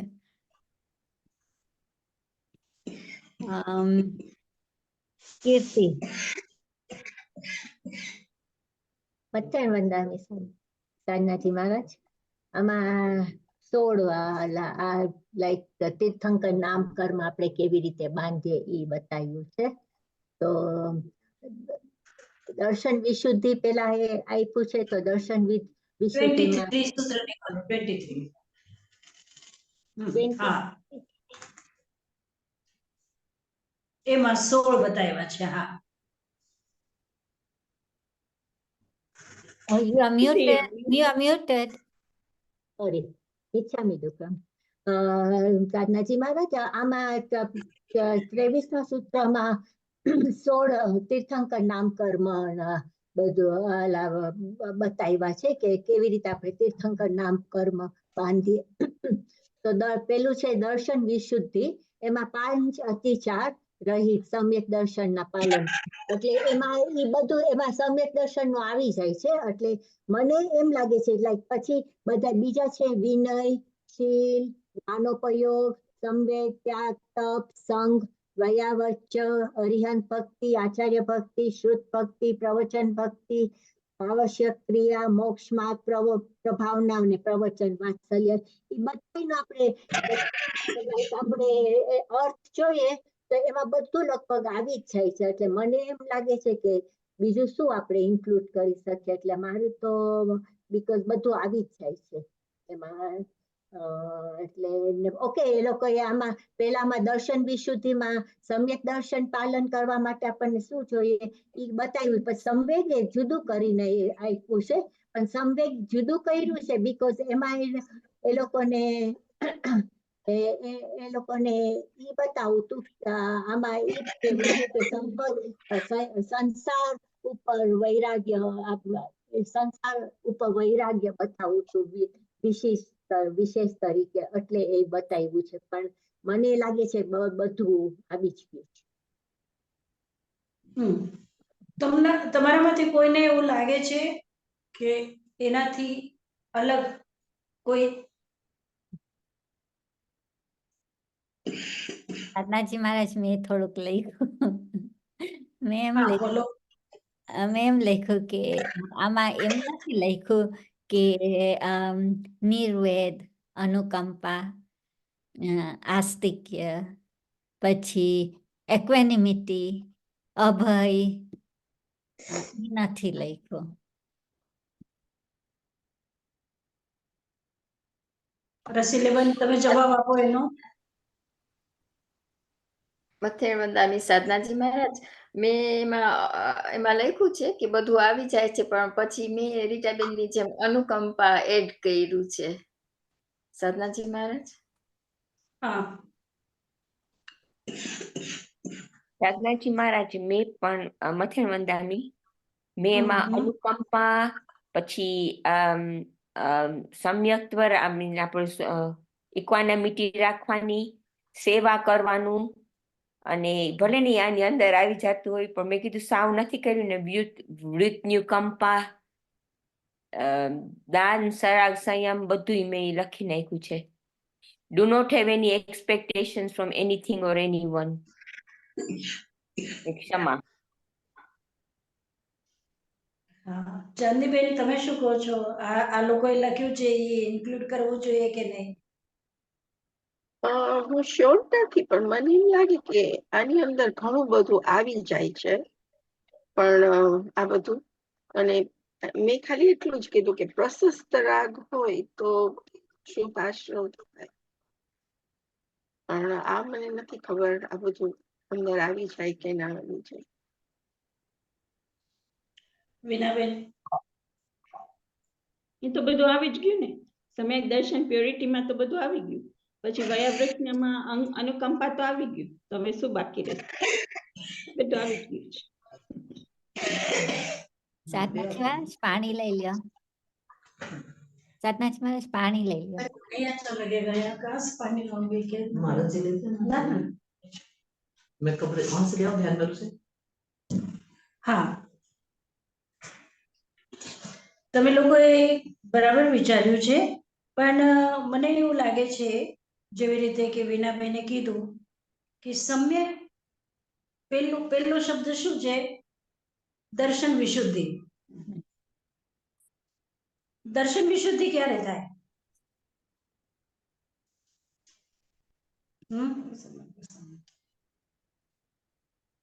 દર્શન વિશુદ્ધિમાં જ્યાં સુધી ઇક્વાનિમિટી નહીં હોય, જ્યાં સુધી કરુણા ભાવ ન હોય, જેટલા તમે ગુણો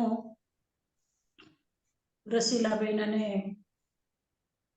રીટાબેને કીધા, એના વગર દર્શન વિશુદ્ધિ થઈ શકે છે ખરી?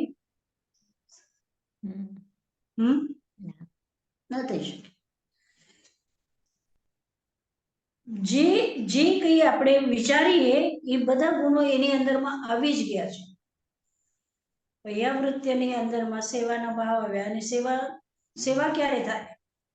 જ્યાં સુધી તમારી અંદરમાં કરુણા ન હોય ત્યાં સુધી સેવા ન થાય. बोतल बंद वाला तो क्या हो गया पता नहीं। अरे बोतल बंद वाला नहीं, पैक वाला देखती हूँ। मैं वो नहीं पीती। नहीं पी वही तो हाँ शीतल तू कई कहे? हाँ मथेन मानसा केरा बदल आप बराबर क्यों वो सेवा भाव नहीं आवे जब तक आप जो अभी लास्ट बोले वो बराबर बोले आप। तने तत्वार्थ सूत्र रहो ये हाँ। छोटा अध्याय करिए कि तू नहीं वो पुस्तक अबर नहीं है हमारा कने, जिसको मैं वो लाडरो लिंक नहीं कर पाई रही हूँ। आपने जो पुस्तक दिया है वो मैं अभी लेकर आती हूँ, लेकिन आपका प्रश्न क्या है तो मैं सुना जो अभी तो वो किताब के बिना नहीं होगा। किताब अबर लेकर नहीं बैठी है मैं। हाँ ठीक है, यानी ये जो दर्शन विशुद्धि विनय संपन्नता वगैरह जो 16 बताए हैं, इन 16 में सारे के सारे जितने भी आप कहीं इक्वानिमिटी कहो, मैत्री कहो, करुणा कहो, मध्यस्थ भाव कहो या और भी कुछ भी कहो, वो सारा का सारा इसके अंदर में आ गया है। सारा इसके अंदर में आ गया है। कोई भी ऐसा नहीं छूटा है गुण जो कि इसमें न आया हो, इसलिए जरूरत नहीं किसी को जोड़ने की। अगला प्रश्न करो। સાતા સંવેગ કેમ જુદું લીધું તો? સંવેગ કેમ જુદું લીધું ને એ વિશુદ્ધિ દર્શન વિશુદ્ધિમાં જ ના આવી જાય? કેમ સંવેગ જુદું લીધું?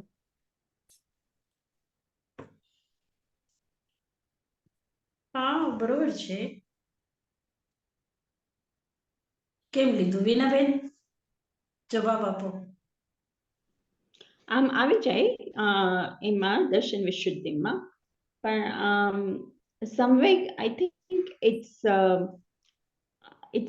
it's probably establishing more, કારણ કે આ વર્લ્ડનું જે અટ્રેક્શન છે ઈ હોવું જ ના જોઈએ. it's affirming કે ઈ હોવું જ ના જોઈએ, એનું ડ્રેડ જ હોવું જોઈએ સંસારનું.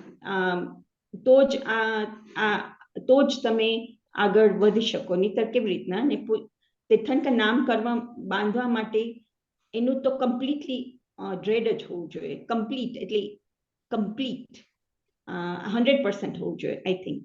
સાધનાજી મને સાધનાજી મહારાજ મેં એમ વિચાર્યું હતું કે સંવેગ અપેક્ષણ સંવેગ એ લોકો એવી રીતે કેમ લીધું છે? આપણે જો બહારની દુનિયામાંથી આપણે અભ્યંતરમાં નહીં જઈ શકીએ જાય ત્યાં સુધી તો એ આપણે બહારની દુનિયામાં જ રહેશું, એટલે સંવેગ જુદું લીધું છે. લાઈક બીનાએ કીધું એટલે બહુ જ કે આપણે બહારમાં જોઈએ છે બધું, આપણે બહાર બધું ઈ જ જોયા રાખીએ છીએ પૂતગલમાં, એટલે એ લોકોએ આ જુદું લીધું. હા એમ જો કહો એમ દર્શન વિશુદ્ધિ એટલો એક શબ્દ કહી દો તો બધું આવી ગયું. પણ છતાં પણ જેવી રીતે સંવેગ કીધું છે, સ્વાધ્યાય માટે કીધું છે, એટલે જ્ઞાનનો ઉપયોગ, તો એ નિરંતર આપણા મનને માર્ગ ઉપર લગાડવા માટે કરવું જ જોઈએ. એની મુખ્યતા બતાવી, એટલે તમારે આના ઉપર ધ્યાન દેવાનું, જેનાથી તમારી જાગૃતિ રહી શકે, એના માટે એને કીધેલું છે. બરાબર? આગળ ત્રીજો પ્રશ્ન છે કે શું પુણ્ય આશ્રવ છે જ્યારે આપણે ભક્તિ, સ્વાધ્યાય, ધ્યાન બધું કરીએ છીએ ત્યારે? રસીલાબેન? વંદામી સાધનાજી મહારાજ, આપણે ગમે તે ધર્મ ધ્યાન ની આપણો આખો ભાવ અંદર હોય, બીજા વિચારો ના કરીએ, ત્યારે આપણે પુણ્ય આશ્રવ તો બાંધતા જ હોઈએ છીએ, પણ ત્યારે આપણે ભાવ પુણ્ય હોય એટલે પુણ્ય આશ્રવ બાંધીએ. ગમે તે કરીએ, જીન ભક્તિ, સ્વાધ્યાય, ધ્યાન કે ત્યારે ધર્મ ભાવનામાં હોઈએ ને તો. પણ જો એમાં બીજા વિચારો આવી જાય કે અર્થ કે રૌદ્ર ધ્યાન કે આ કરવાનું છે કે એવા વ્યવહારિક, તો પછી તમે ત્યારે તમારો પુણ્ય આશ્રમ ના બાંધો. એટલે એનું ફોકસ એવી રીતે હોવું જોઈએ. એટલે વ્રત પણ આશ્રમમાં આવી જાય છે બધું. એટલે જેટલું આપણે ભક્તિ કરીએ કે સ્વાધ્યાય કરીએ કે જે આપણે કરતા હોઈએ, એ બધું પુણ્યાશ્રમમાં આવી ગયો, આશ્રમમાં જ આવી ગયો. એટલે 7મો અધ્યાય પણ શું છે? આશ્રમનો જ છે, આશ્રમ જ છે. એટલે પુણ્ય, એને 2 સૂત્ર કર્યા છે, શુભ પુણ્યસ્ય અને અશુભ પાપસ્ય.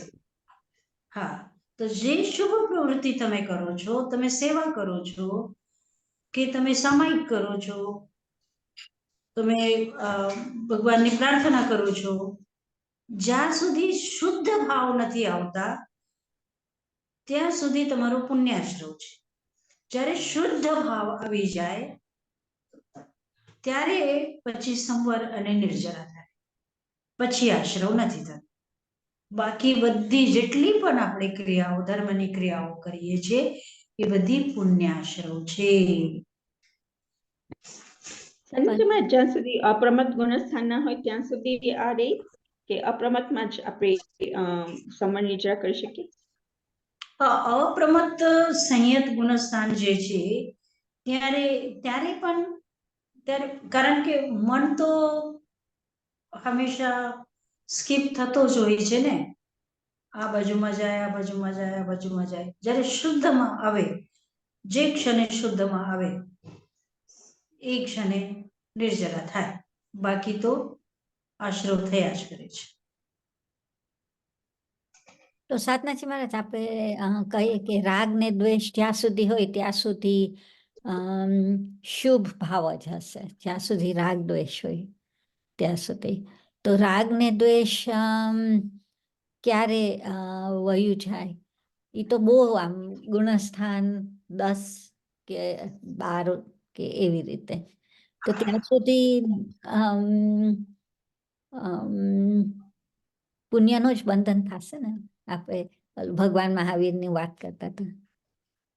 હા, પણ નિર્જરા તો થાય છે ને, એટલી તો ભગવાને આપણને એ નીકળવા માટેની એક માર્ગ તો આપ્યું છે ને. નિર્જરા તો થાય જ છે, થાય છે. ક્યારે થાય છે? રાગ દ્વેષ છે ત્યાં સુધી બંધ થાય છે, એ બરોબર વાત છે તમારી. અને એમાંથી પણ રાગ દ્વેષના અસ્તિત્વમાં જ રાગ દ્વેષને દૂર કરવાનું છે ને. રાગ દ્વેષ છે અને એને દૂર કરવાની આપણે ટ્રાય કરીએ છીએ. તો રાગ દ્વેષ છે ત્યાં સુધી બંધ છે એ આપણે માનીને બેસી જશું તો ક્યારે આપણે નિર્જરા કરશું? તો નિર્જરા જ નહીં થાય કોઈ વખત. પણ ભગવાને કીધું છે કે એના અસ્તિત્વમાં જ એને દૂર કરવાનું છે. તો શુદ્ધ ભાવ જ્યારે જ્યારે આવે એના અસ્તિત્વમાં પણ, જ્યારે શુદ્ધ ભાવ આવે ત્યારે નિર્જરા થાય. શીતલબેન? ઠીક છે. હા, શીतल प्रश्न છે। मथिन मंदर साहब, मैंने बुक मिल गई है, या वाली बुक आप जो दिए थे मुझे, मैं आई थी तो उसमें अभी 7वें अध्ययन में मैं हूँ, तो अपना कौन सा चल रहा है नंबर?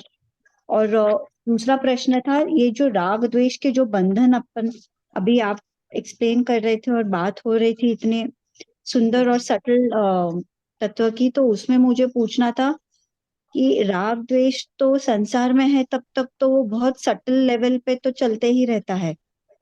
कभी कभी जब जागरूक नहीं रहते तो वो अपने आप सबकॉन्शियसली भी वो अपना चलते रहता है।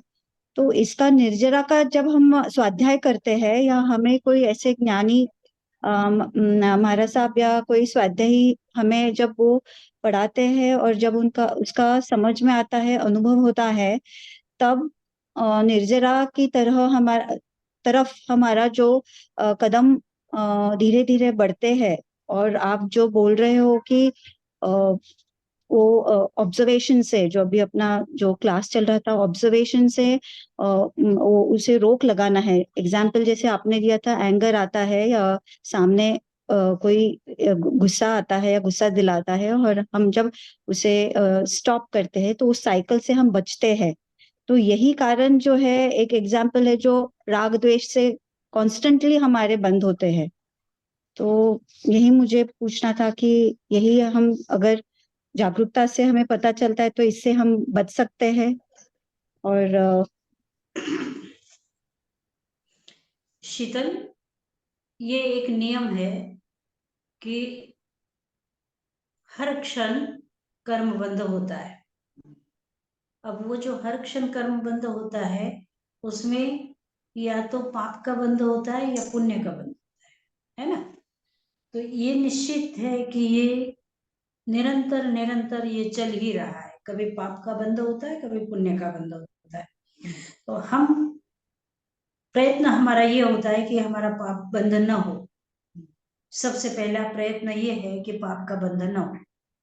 अब पुण्य का बंधन करते करते कभी कभी, मतलब पुण्य का बंधन करते करते नहीं होता है, लेकिन करते हुए कभी अगर शुद्ध भाव आ जाए तो फिर पाप का भी बंधन नहीं होता है, पुण्य का भी बंधन नहीं होता है, और हमारी जो पूर्व कर्म है उसकी निर्जरा होती है। अब प्रश्न ये था रीटा बहन का कि जब तक राग द्वेष है तब तक बंध होता ही रहता है, तो फिर निर्जरा कैसे होती है? तो ये उनका प्रश्न गलत है, क्योंकि निर्जरा, संवर और निर्जरा ये हमारी साधना का उद्देश्य है।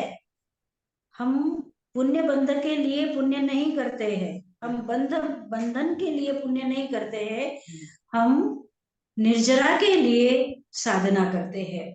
तो लेकिन फिर भी हम व्रत ग्रहण करें, संकल्प करें, जो कुछ करें, तो उसमें हमारा पुण्य बंध ही हो रहा है। फिर भी अगर बहुत बहुत हम जागरूक रहेंगे, अगर हमारी जागृति एक्सट्रीम रहेगी, तो हमारा संवर और निर्जरा होगा। ये बात है। સંન્યાસીમાં આ સ્વાધ્યાયમાં પ્રશસ્ત રાગ હોય એટલે આપણે આ પુણ્યનું બંધ કરીએ, પણ એ સ્વાધ્યાયમાં શુદ્ધ ભાવ એટલે શું?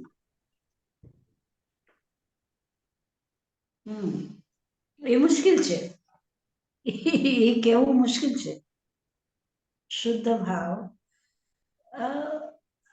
આપણે આપણા પાસે શબ્દો છે, અને જે કઈ શબ્દો છે શબ્દોથી જ આપણે કેવું પડે, એટલે આપણે કહી શકીએ કે જે સમયમાં આપણે કોઈ ઈચ્છા, અભિલાષા કે મને હું જે આ સ્વાધ્યાય કરું છું, તો આ સ્વાધ્યાય કર્યા પછી મને બધા કહેશે કે હા બહુ સ્વાધ્યાય કરે છે, અને એ પ્રશંસા મને જોતી હોય, અથવા એ જ્યારે હું સ્વાધ્યાય કરું તો હું બીજા ઉપર વર્ચસ્વ સાધી શકું, બીજાને હું સમજાવી શકું, અને પછી બીજા મારાથી નીચે અને હું બધાથી ઉપર થઈ જાઉં, એવા ભાવ હોય સ્વાધ્યાય કરતી વખતે।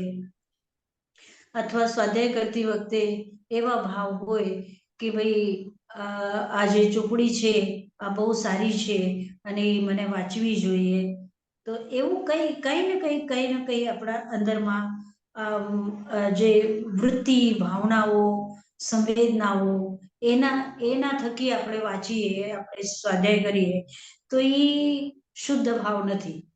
શુદ્ધ ભાવ ત્યારે કહેવાય કે ભાઈ મને આત્મા શું છે એ કેવી રીતે ખબર પડે, એના માટે હું સ્વાધ્યાય કરું છું।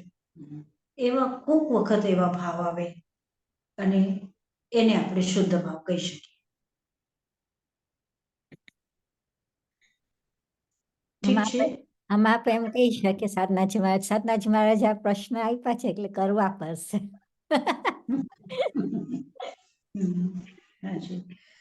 હા, એ કરતા કરતા એ આપણે જે કરીએ છીએ નિશ્ચિત રૂપથી આ વ્યવહાર છે, બધું આ વ્યવહાર છે, પણ આ શુભ ભાવ કરતા કરતા કોક વખત આપણને શુદ્ધ ભાવ આવી જશે, છે ને? એટલા માટે આપણે કે આ કરવા પડશે, તો એ તો બેડ ભાવ ના થયો, આમ સારો ભાવ કેવી રીતના થયો? તો પાપ બંધ થશે। Sound like a job. ચાલો આમ તો સાધનાજી મહારાજ આમ તો રવિવારથી રાહ જોઈએ, પછી આવે ત્યારે પ્રશ્ન જોઈએ ને તો આ બહુ અઘરું છે, બધું બહુ વિચારવાનું છે। True. ઓકે, હા, હવે આગળનો પ્રશ્ન છે ચોથો। હા, બોલો। પાંચ અંતરાય તો બતાવ્યા છે તત્વાર્થ સૂત્રમાં, તો આપણે એક એક્સ્ટ્રા અંતરાયનો વિચાર કરી શકીએ, છઠ્ઠો બીના? મારે તો આન્સર તને ખબર હોવું જોઈએ, ઉમા સ્વાતિજીની આપણું કઈ ઠેકાણું જ નથી, તો કેવી રીતના એક્સ્ટ્રા આવે આમાં નાખીએ, there's no point. I think પાંચ અંતરાય is enough, અને વીર્ય અંતરાયમાં તો બધું આવી જ જાય at the end of it. સાધનાજી મહારાજ। ચાંદનીબેન?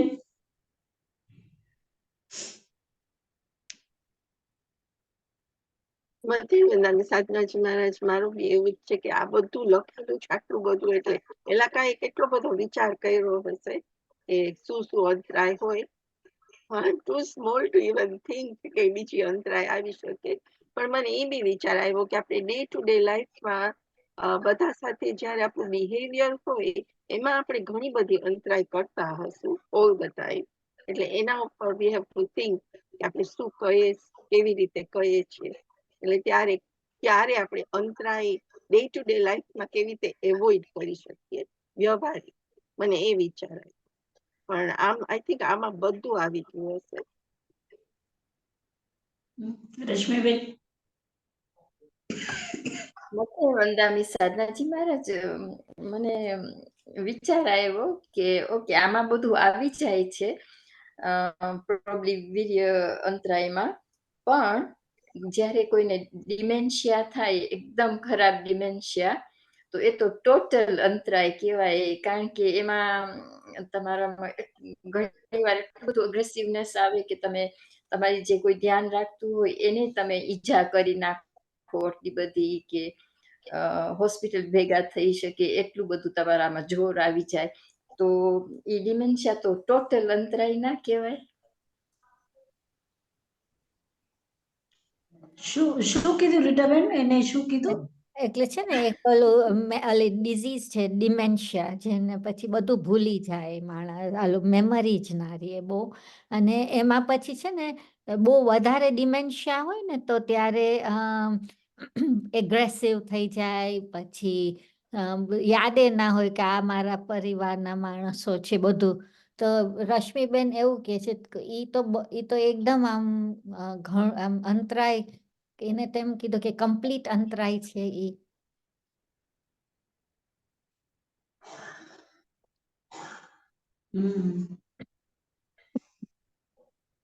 હા આના માટે તમે શું એનું શું તમે કહી શકો એના માટે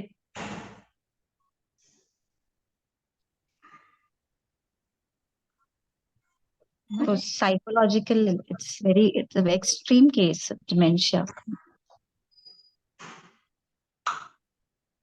એમાં કેટલા બધા આવે સાધનાજી મહારાજ એમાં ડિમેન્શિયા થાય ત્યારે તમારી એક તો યાદશક્તિ વહી જાય પછી તમારા અંદર તમારા બિહેવિયરના કંટ્રોલ્સ વયા જાય એટલે તમારું ભાગી જાવ તમે ઘરમાંથી ભાગી જાવ કે આપણે જેમ રશ્મિબેને કીધું કે તમારે કંઈ થાય તો તમને ગુસ્સો તરત જ આવી જાય તમે કંટ્રોલ ના રાખી શકો હવે એ અંતરાયનું ફિઝિકલ મને લાગે છે કે ધેર ઇઝ સમથિંગ ફિઝિકલ અને એમાં એના ભાવ કેટલા ઇન્વોલ્વ છે એ પ્રમાણે આપણે અંતરાય કહી શકીએ ને I think બધા કર્મ would work because જ્ઞાનનું વયું ગયું મેમરી વયું ગયું સો જ્ઞાનાવન્ય કર્મ પછી વેદનીય કર્મ અસાતા વેદનીય ઊભું છે પછી નામ કર્મ because your brain is not functioning so ઘણા બધા કર્મ અંતરાય બી તો એમાં આવી જ જાય સાથે પણ બધા કર્મ direct work I think કારણ એવા સિચ્યુએશનમાં તમને દયા આવે કે માણસ બિચારા કેવા થઈ ગયા છે એમ કેટલું લગભગ આપણે વિચાર કરીએ તો કાલે જ હું સોચતી હતી આ કલ્યાણીજી મહારાજે પ્રશ્ન પૂછ્યો હતો કે એક બાળક છે અને એ તત્વાર્થ સૂત્ર યાદ કરે છે સમજો તો એને તત્વાર્થ સૂત્ર યાદ થઈ જાય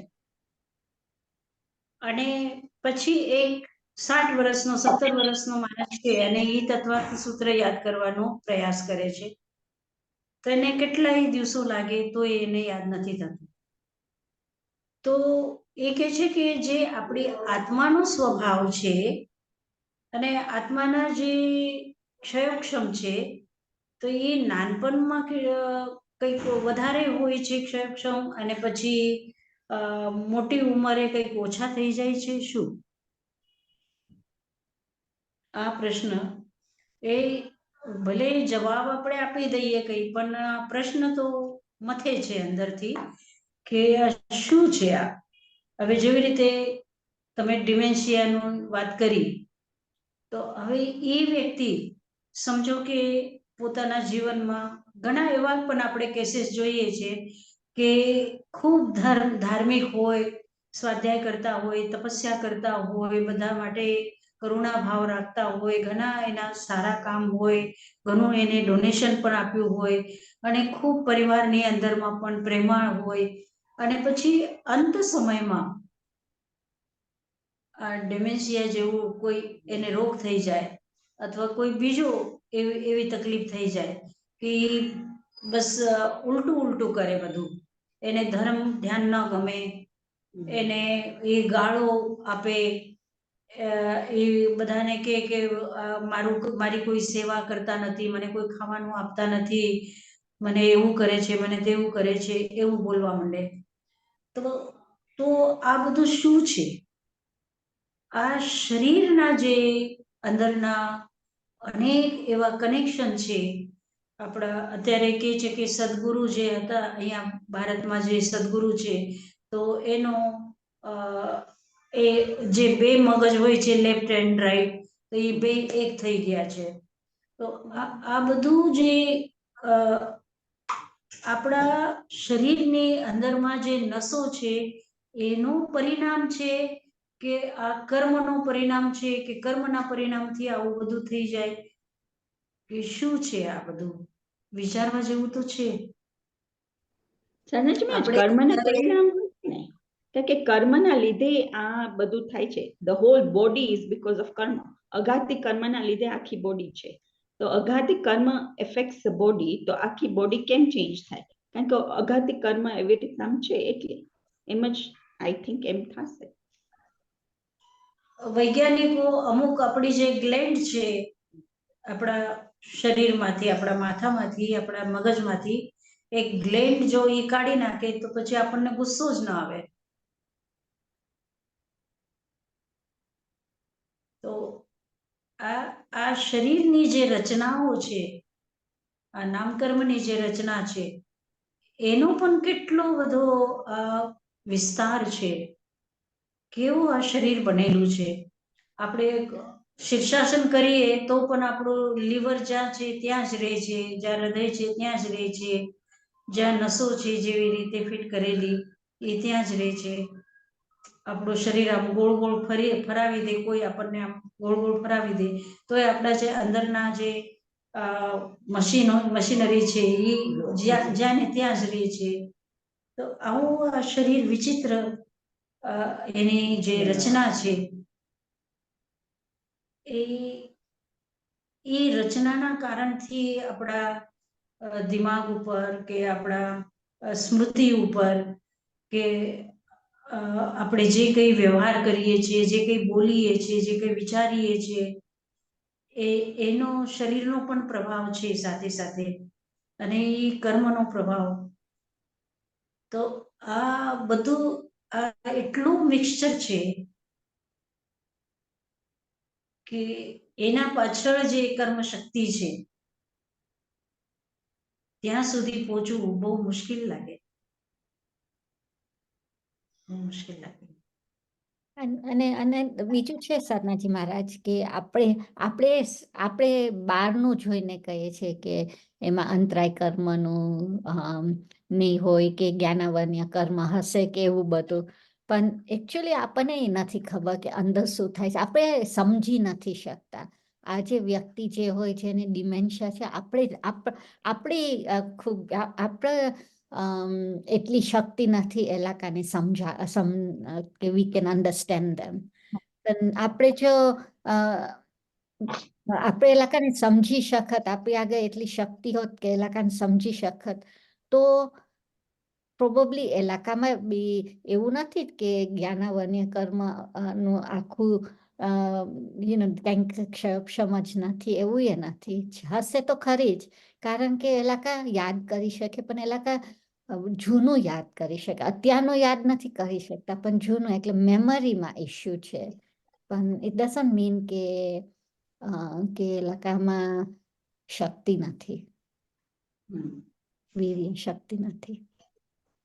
लेकिन महाराज ऐसे बहुत व्यक्ति है। એક વિચાર એવું પણ આવે કે સમજો અત્યારે આપણે 60 વર્ષના 70 વર્ષના છીએ. પછી હવે 80 વર્ષની ઉંમરે આપણી સ્થિતિ કેવી થવાની છે કે 85 વર્ષની ઉંમરે આપણી સ્થિતિ કેવી થવાની છે એના ઉપર અત્યારથી આપણે કંઈ કંટ્રોલ કરી શકીએ, અત્યારથી આપણે કંઈ અભ્યાસ કરી શકીએ, આપણે કંઈ તૈયારી કરી શકીએ ખરા કે 85 વર્ષની ઉંમરમાં કદાચ જો આપણે 85 વર્ષ સુધી જીવીએ તો ત્યારે આપણી મનસ્થિતિ કેવી રહેવાની છે, તો એના માટે અત્યારે આપણે કંઈક કરી શકીએ ખરા? વિઝ્યુઅલાઇઝિંગ. અત્યારે એવી કોઈ સાધના કરી શકીએ કે જેનાથી આપણે એ ઉંમરમાં જઈને અને આપણે આપણા દિમાગ ઉપર કંટ્રોલ રાખી શકીએ. શરીર ઉપર તો ન રાખી શકીએ, શરીર નીચે સ્થિતિ થશે, પણ આપણે કમસે કમ આપણા માઇન્ડ ઉપર આપણે કંટ્રોલ રાખી શકીએ એવી કઈ સાધના આપણે કરી શકીએ? એવી ઘણી આવે છે કે તમે તમારું mind active all the time રાખવાનું, જુદી જુદી વસ્તુ કરવાની, અને ડિફિકલ્ટ થિંગ્સ હોય ને એ બધું તમારે એટેમ્પ્ટ કરવાનું, તો તમારા એ જે ન્યુરોન્સ હોય ને એ બધા ડાય ના થઈ જાય, તે સ્ટે અલાઇવ. એ એક ભાગ છે, એ એવી રીતે કહે છે. ને બીજો છે કે આપણા કર્મમાં જે લખેલું હશે કે આપણું સિદ્ધાંતિક થાવ, એ તો થવાનું છે. તમે કેટલું પ્રયત્ન કરો એનો અર્થ નહીં કે તમે પુરુષાર્થ ના કરો, તમારે પુરુષાર્થ કરવાની, પણ એક્સેપ્ટ કરવાનું કે આ થવાનું હતું એટલું થયું. પણ બીજું મેં નોટિસ કર્યું છે, બીકોઝ અમે ઘણા ડિમેન્શિયા પેશન્ટ્સ ને સોલા, એ લોકોને ધર્મનું ભાવ હોય ને, તો એ ધર્મનું ભાવ એ લોકોમાં હોય જ. ઈ જ એ લોકોને આપણે બોલીએ ને એ લોકો સાથે, તો ઈ જ એ લોકોને તરત જ ગમે, એમાં જ આમ એલર્ટ થઈ જાય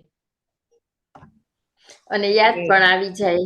હા નવકાર મંત્ર બોલતા હા હોય તો એ બોલવા માંડે, કે સ્તુતિ ગાતા હોય તો એટલું ગાવા ગમે માંડે. ને એ લોકોને, ઈ વધારે ગમે. એટલે હતાશ નહીં થઈ જવાનું, જે આપણું થવાનું હોય ને ઈ.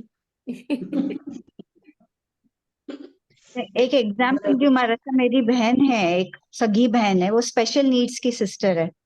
म्हणजे जुना भाषा में घणो कठोर शब्द कहेता मतिमंद, पण મને પ્રતિક્રમણ સુનાવતા મેં મારા ટાબર મમ્મી, आणि મને એવો તરત દિसतो किंवा हात आपोआप जोडले होती, आणि મને એવો નિયમ લાગ્યો હતો. कधी कधी मस्ती उरा उरा मन में करती, મને समजतो नाही, आणि मग પછી पार्शियल पॅरालिसिस झाल्यानंतर वा बोल नहीं सकती, पण मग खुनावती, आणि आपोआप उन्हें समजतो की धर्म सुनाई रहा है, अपन सीरियस રહેવાનો આપલા વસ્તે સુનાઈ રહ્યા. म्हणजे यो रीच वायब्रेशनल लेवल मथे हुए. अबे सदगुरुजी भी अबर इतना मोटो ऑपरेशन हुयो, एना रिसेंट सगा जे फॉलोअर्स है, डिवोटीज है, वॉलंटियर्स है, वे इतना खुश हुआ. आश्रम में आया पछे वेनी वेनो वीडियो नेक्यो कि वे चाल रहा है, खाई रहा है, भले ब्रेन नहीं है, पण वेनी साधना जी लोकांना असते इतनी दी है आणि सगळा प्रयत्न કર્યા है, वे चाल रहा है, फिर रहा है, खाई रहा है. अजून बोलणं किंवा काही अजून वेनी रिलीज नाही કર્યા, कारण मारा सगळा घना फ्रेंड्स है, वेना वॉलंटियर्स है सदगुरुजीरा. आणि મને इतो म्हणजे इन एज में टू व्हीलर मध्ये जो पूरो आपला संस्कृती, आपला अध्यात्म रो वेना सनातन धर्म लेवल मध्ये साधना रो प्रसार કર્યો है, डेफिनेटली वेनी इंटेलेक्चुअली घणो छान बॅलन्स्ड आन्सर्स दिया है इन एज में, एंड ही इज रिकवरिंग. आणि सायन्स लेवल रो पण एक है, अध्यात्म लेवल रो पण घणो सुंदर ते स्वतः हिलिंग हुए ना. वे जे साधना है पौराणिक जे लुप्त हुई है, वे सगळे आपल्या भारत में है, पण आपल्याने मालूम चाहिए की कुठे कठे लेवनी कधी लेवनी, कितो विश्वास है, आणि जो आपलो यो है ना श्रद्धा उरा मथे. અચ્છા, હવે છેલ્લો પ્રશ્ન છે. આપણો ટાઈમ તો થઈ ગયો છે.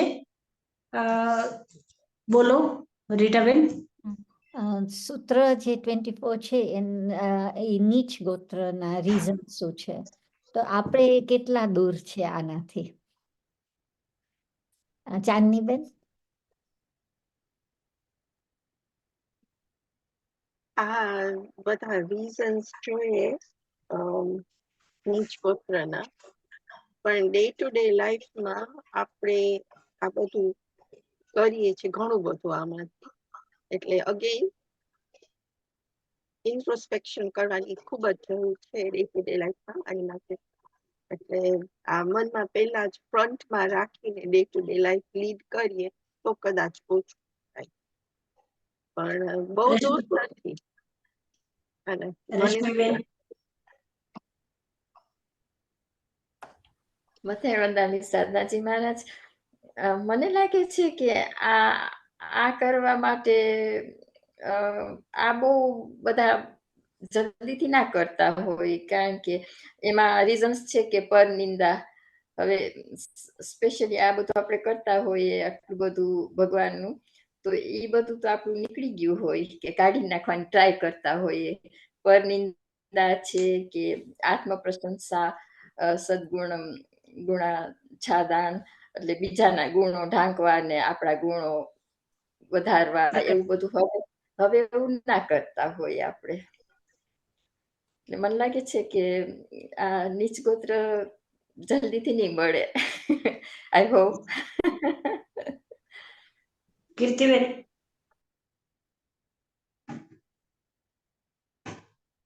આ સૂત્રમાં જે કીધું છે નિંદા ને ઈ હવે સ્વાધ્યાય કરીએ છીએ આપણે ઓછું બધું, એટલે કરતા હશું બીજાના, પણ હજી આપણે મને લાગે છે કે આપણે નહીં પણ હું કદાચ મારા ગુણ ઢાંકતી હોઈશ, પણ ઈ છે પણ પ્રમાદ જ છે આપણામાં, એટલે ખબર ને એમાં હવે પ્રમાદ જાય તો આપણે કદાચ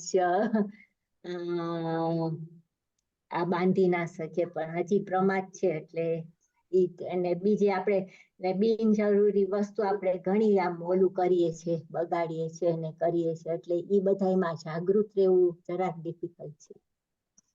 રસીલાબેન.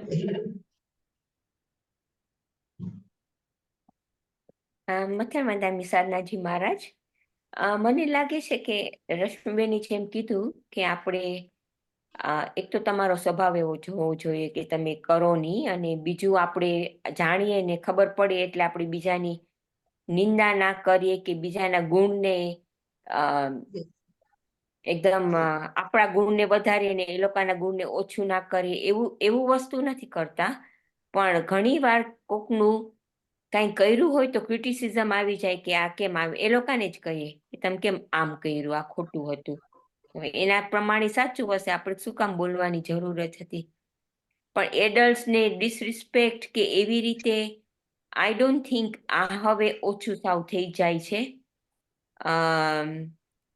અને પ્રમાદ એક છે, પ્રમાદ I think is one I agree with. પણ આપણું વધારે વિચાર કરવાનો ને બીજાને નીચે પાડવાનો એ થાય, પણ એ હવે ઓછો થઈ ગયો છે. એટલે આ ક્વેશ્ચન એમ હતો કે આપણે કેટલા દૂર છીએ આ નીચ ગોત્રનું, તો મને લાગે છે ક્યાંક વચમાં છીએ.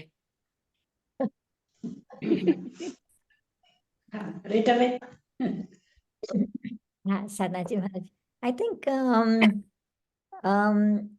આપણા પોતાને પ્રેઝ કરવું એ તો મને નથી લાગતું હું કરું. ખબર નહીં સબકોન્શિયસલી થઈ જતું હોય તો, પણ નોટ કોન્શિયસલી. પણ કોક ફેરે એવું થાય, કોક ફેરે કંઈક ડિફરન્સીસ આવી જાય તો થોડુંક આપણને અનોયન્સ આવી જાય. પણ હવે સમજ પડે છે કે આપણા સાથે ડિફરન્સ છે, પણ આમ એના ગુણ તો છે જ, એટલે એ સમજ આવે છે કે ના આપણે એ આપણા સાથે જ ડિફરન્સ છે, પણ સારા ગુણ તો બધામાં છે એ ખબર એકદમ સ્પષ્ટથી ખબર છે. તો પણ નિંદા નથી કરતા, થોડુંક અનોયન્સ આવી જાય, આપણે કહી દઈએ કે આ કેમ સારું સરખું નથી થયું કે એવી રીતે. પણ આપણે ઓલું એવું નથી કહેતા કે કોકના સારા ક્વોલિટીઝ હોય આપણે લાકાને ઈ છુપાવીએ છીએ ને આપણા જ ક્વોલિટીઝ કરીએ છીએ, એવું ને ઇનફેક્ટ બધાને આગળ લઈ આવવાની કોશિશ કરીએ છીએ. બીનાબેન. હા, જેમ બધાએ કીધું એમ, એક તો સ્વભાવ આપણો આઈ થિંક વેરી ઇમ્પોર્ટન્ટ. આપણો સ્વભાવ જો આવી રીતના ચેન્જ થઈ જાય ને તો પછી એમાં જ રહે કે બીજાની પંચાયત જ ઓછી કરીએ તો વાંધો જ નથી આમાં. કારણ કે પંચાયત જ્યાં બીજાની ઊભી છે અહીંયા આ ક્રિટિસિઝમ આવે ને બીજાના ગુણ ને અગુણ ને બધું આવી જાય. બીજાની પંચાયત જ નહીં કરવાની, પોતામાં રહેવાનું.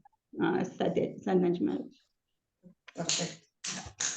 બસ આજ આપણે જેવી રીતે ચાંદીબેને કીધું કે ઇન્ટ્રોસ્પેક્શન કરવાનું છે, હંમેશા રોજે રોજ કરવાનું કે આપણે ક્યાં છીએ એ આપણે જોવાનું છે. બસ ઠીક છે, આવજો. સાના એક જ પ્રશ્ન હા. કે આમાં જે સબકોન્શિયસ લેવલે જે થાય છે એ ખબર ના પડે ને આપણને. હા ન ખબર પડે. બસ જાગૃત રહીને એને પણ ખોદવાની પ્રયત્ન કરવાનું છે. ઓકે. ઠીક છે. જય જિનેન્દ્ર. મંગલ પાઠ. નમો અરહંતાનમ નમો સિદ્ધાનમ નમો આયર્યાનમ નમો વજ્જાયાનમ નમો લોય સવ સાહુનમ એસો પંચ નમોકારો સવ પાવક પનાસનો મંગલાનંચ સવ્વે સિંપડમમ હવૈ મંગલમ ગુરુદેવ की आज्ञा चत्तारि मंगलम अरहंता मंगलम सिद्धा मंगलम साहु मंगलम केवली पन्नतो नमो मंगलम चत्तारि लोकोत्तमा अरहंता लोकोत्तमा सिद्धा लोकोत्तमा साहु लोकोत्तमा केवली पन्नतो नमो लोकोत्तमो चत्तारि शरणं पवज्जामि अरन्ते शरणं पवज्जामि सिद्धे शरणं पवज्जामि साहु शरणं पवज्जामि केवली पन्नतं धम्मं शरणं पवज्जामि। चार शरणा दुख हरणा सुख करना और शरणा नहीं कोई जो भवे प्राणी आदरे अक्षय अमर पद होय। ओम शांति शांति शांति।